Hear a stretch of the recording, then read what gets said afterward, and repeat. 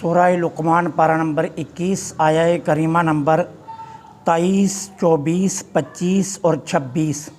نحمدہ ونصلی ونسلم علی رسولہ الکریم، اما بعد فاعوذ باللہ من الشیطان الرجیم، بسم اللہ الرحمن الرحیم۔ ومن کفر فلا یحزنک کفرہ الینا مرجعہم فننبئہم بما عملوا ان اللہ علیم بذات الصدور۔ نمتعہم قلیلا ثم نضطرہم الی عذاب غلیظ۔ وَلَئِن سَأَلْتَهُم مَّنْ خَلَقَ السَّمَاوَاتِ وَالْأَرْضَ لَيَقُولُنَّ اللَّهُ قُلِ الْحَمْدُ لِلَّهِ بَلْ أَكْثَرُهُمْ لَا يَعْلَمُونَ۔ لِلَّهِ مَا فِي السَّمَاوَاتِ وَالْأَرْضِ إِنَّ اللَّهَ هُوَ الْغَنِيُّ الْحَمِيدُ۔ صدق اللہ العظیم۔ وَمَنْ كَفَرَ، اور جس نے کفر کیا، فلا یحزنک، نہ غم زدہ کرے آپ کو، کفرہ، اس کا کفر، الینا، مرجعہم، ہماری ہی طرف سب نے لوٹ کر آنا ہے، فننبئہم، پس ہم پھر آگاہ کریں گے، بما عملوا، کہ وہ کیا کرتے تھے، ان اللہ، بے شک اللہ تعالی، علیم، جانتا ہے، بذات الصدور، جو کچھ سینوں میں پوشیدہ ہے۔ نمتعہم قلیلا، تھوڑی دیر کے لیے لطف اندوز ہوں گے، ثم پھر نضطرہم، ہم انہیں ہانک کر لے کر جائیں گے، الی عذاب غلیظ، ایک سخت عذاب کی طرف۔ ولئن، اور اگر سألتہم، آپ پوچھیں ان سے، من، کون ہے، خلق السماوات والارض، آسمانوں اور زمین کا خالق، لیقولن اللہ، تو ضرور بالضرور کہیں گے اللہ۔ قل، آپ فرما دیجئے، الحمدللہ، بل اکثرہم، بلکہ اکثر، لا یعلمون، نہیں جانتے، للہ، اللہ ہی کے لیے ہے، ما فی السماوات، جو کچھ آسمانوں میں ہے، والارض، اور زمین میں، ان اللہ، بے شک اللہ، عز وجل، هو الغنی، غنی ہے، الحمید، اور حمید ہے، کیا، تعریف کا مالک۔ اللہ جل سبحانہ و تعالی آیہ کریمہ نمبر 23 میں اپنے محبوب کریم علیہ الصلاۃ والسلام کو تسلی دے رہے ہیں۔ تسلی کیا ہے؟ محبوبیہ، آپ کی تبلیغ کے باوجود، آپ کے سمجھانے کے باوجود، اگر یہ کفر سے باز نہیں آ رہے اور کفر کر رہے ہیں تو آپ کیوں غم زدہ ہوتے ہیں؟ ان کے کفر سے آپ کو غم زدہ ہونے کی ضرورت نہیں ہے۔ کتنا عرصہ کفر کریں گے، کتنی دیر کفر پر ڈٹے رہیں گے، کتنی دیر تک کفر کا ساتھ دیں گے؟ الینا مرجعہم، لوٹ کر تو ہمارے پاس آنا ہے نا۔ فننبئہم بما عملوا، پھر ہم انہیں آگاہ کریں گے یہ کیا کرتے تھے۔ اور اگر ان کا خیال اور وہم ہے کہ اللہ جانتا کچھ نہیں، تو انہیں نظام آخرت سمجھا دو۔ نظام آخرت کیا ہے؟ وہاں جھوٹی گواہی نہیں چلے گی۔ نظام آخرت کیا ہے؟ وہاں رشوت نہیں چلے گی۔ نظام آخرت کیا ہے؟ وہاں کوئی کسی کا محتاج نہیں رہے گا۔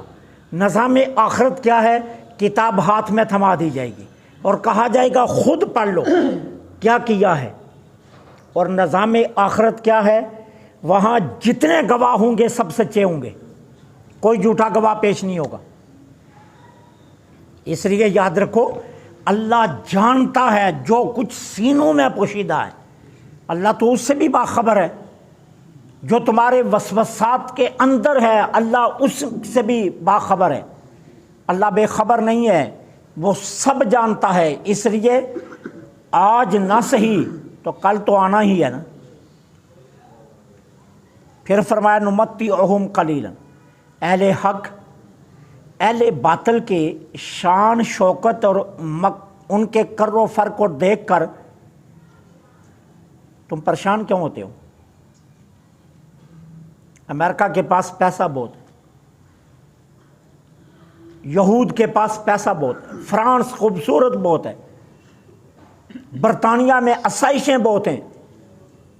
کہا حق پرستوں، باطل پرستوں کے کر و فرق اور شان و شوکت کو دیکھ کر کیوں پریشان ہو رہے ہو؟ تمہیں کیا ہو گیا؟ کیا تمہارے لیے یہ کافی نہیں ہے کہ تم حق پرست ہو؟ نمتعہم قلیلا، یہ تو چند دن کی بات ہے، پھر اندھیری رات ہے۔ یہ چند دن کی چاندنی ہے، پھر اندھیری رات ہے، اور تمہارے لیے یہ چند دن کی تکالیف ہیں، پھر روشن ہی روشن ہے سب۔ تمہیں گھبرانا نہیں چاہیے، تمہیں پریشان نہیں ہونا چاہیے، تمہیں ان کی کر و فر کو دیکھ کر کبھی بھی غمزدہ نہیں ہونا چاہیے۔ وہ کہتے ہیں نا، حضرت علی المرتضیٰ رضی اللہ تعالی عنہ مدینہ پاک کی گلی میں جا رہے تھے، سامنے سے ایک یہودی آ گیا۔ حضرت علی رضی اللہ تعالی عنہ نے جو قمیص پہنی ہوئی تھی، کرتا زیب تن فرمایا ہوا تھا، اس میں 16 پیبند لگے ہوئے تھے، اور یہودی کے جسم پر جو لباس تھا اس میں ایک پیبند بھی نہیں تھا، اور لباس بھی دھلا ہوا نیا صاف ستھرا۔ تو حضرت علی کو روک لیا اور کہتا، علی ایک بات بتاؤ، رب تمہارا یا ہمارا؟ آج بھی دنیا دار کہتے ہیں نا، جس کے پاس 4 پیسے آ جاتے ہیں کہتا ہے رب میرا ہے، ٹھیک ہے نا، جس کے پاس 4 آنے آ جاتے ہیں وہ کہتا ہے رب میرا ہے۔ تو اس یہودی نے بھی کہا، علی رب تمہارا یا ہمارا؟ کہا اس کا مطلب؟ کہا اپنی جانب بھی دیکھو، میری جانب بھی دیکھو، اپنا لباس دیکھو کتنے پیبند لگے ہیں، اور میرا لباس دیکھو، میری شان و شوکت کر و فر کو دیکھو، اپنے حال کو دیکھو۔ کہا اچھا یہ بات ہے۔ اچھا کہا ایک بات بتاؤ، تمہارے گھر میں اس وقت کیا ہو رہا ہے؟ اس نے کہا علی مذاق تو نہ کرو، مجھے کیا پتہ اس وقت میرے گھر میں کیا ہو رہا ہے؟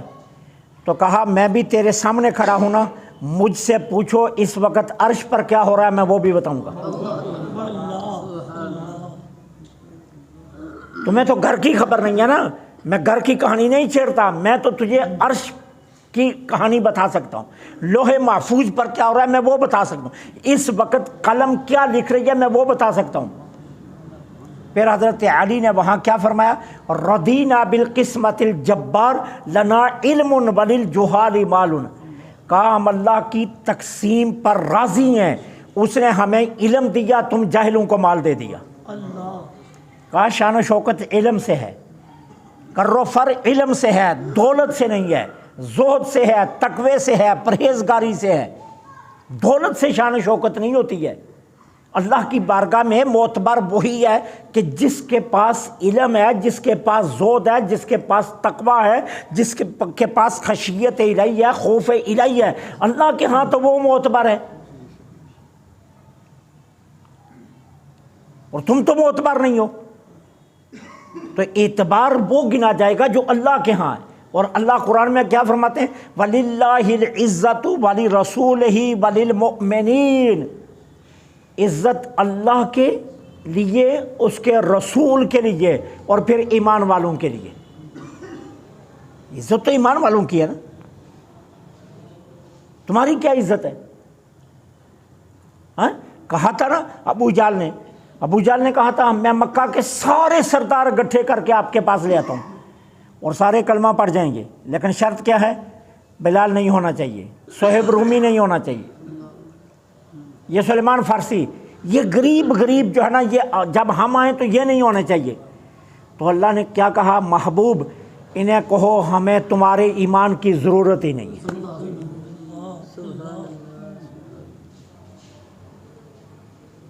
اور ایک مرتبہ سردار بیٹھے ہوئے تھے، حضور سے کوئی بات کر رہے تھے، بڑے بڑے سردار، تو نابینے صحابی آگے، اب انہوں نے دیکھا نہیں حضور کی محفل لگی ہوئی ہے، تو آتے ہی انہوں نے اپنی بات شروع کی، سرکار کی طبیعت مبارک پر ناگوار گزری کہ میں ان سرداروں کو دعوت ایمان دے رہا ہوں اور اس نے درمیان میں آ کر خلل ڈالا، تو سرکار کے چہرے پر کچھ اظہار ناراضگی ہوا، تو اللہ نے قرآن میں کیا فرمایا؟ عبس وتولی، محبوب چہرہ پھیرا، ان جاء الاعمی، کہ یہ اندھا ہے اس لیے، ہائے ہائے، وما یدریک لعلہ یزکی، محبوب آپ کو خبر ہونی چاہیے اللہ کی بارگاہ میں اس کا درجہ کیا ہے۔ اللہ تو اتنا بھی پسند نہیں، ایمان والوں کے لیے عزت ہے، بے ایمانوں کے لیے عزت نہیں ہے۔ جتنا مرضی کر رہو فر ہو، جتنی مرضی شان و شوکت ہو، کہا حق پرستو تم پریشان کیوں ہوتے ہو؟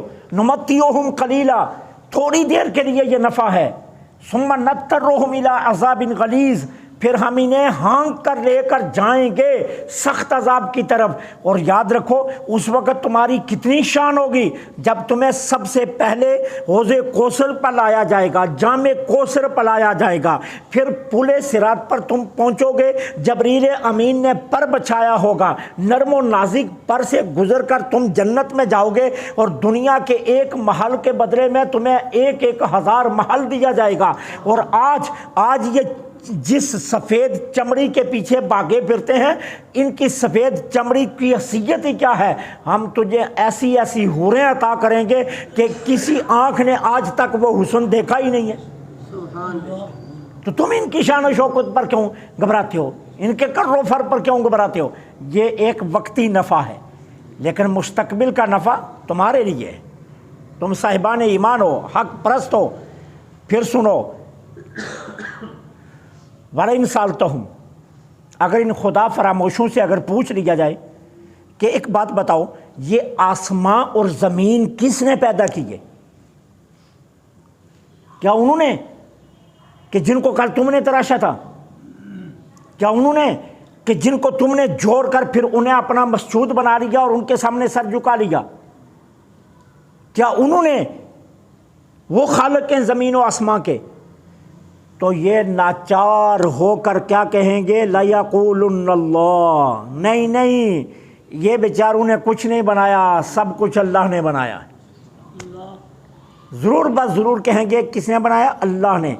تو اللہ کیا فرماتا ہے؟ محبوب الحمدللہ، خوش ہو جاؤ، حق واضح ہو گیا۔